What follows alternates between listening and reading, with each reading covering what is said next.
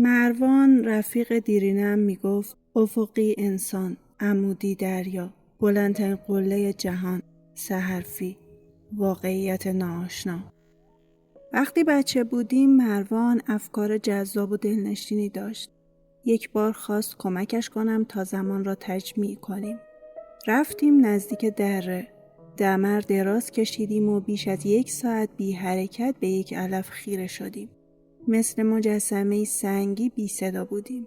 مروان معتقد بود اگر در طبیعت به هر چیزی 1 ساعت خیره شویم، می توانیم آن 1 ساعت را در مغزمان ذخیره کنیم. در حالی که بقیه وقت را تلف می کنند، ما حفظش می کنیم.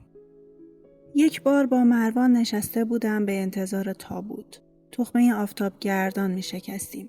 خیلی منتظر مانده بودیم و کم مانده بود امیدمان را از دست بدهیم و مایوس به خانه برگردیم. ولی ماشین مرگ در افق پدیدار شد. مثل سگ خوشحال پشت سرش دویدیم و سر اینکه کی از ماشین جلو میزند شرط بستیم تا اینکه جلوی خانه مروان ایستاد. مادرش بیرون آمد و دیوانه‌وار جیغ میزد. لباسهایش را درید و خودش را توی حوض گل انداخت. باسم کنار من ایستاده بود. خشکش زده بود. برادر بزرگترش متوجهش شد و او را به داخل خانه هل داد. من دویدم خانه توی بغل مادرم و زار زار گریستم. حق حق کنان گفتم مامان، بابای دوستم مروان مرده. گفت برو صورتت رو بشور، از مغازه 0.5 کیلو پیاز بیار.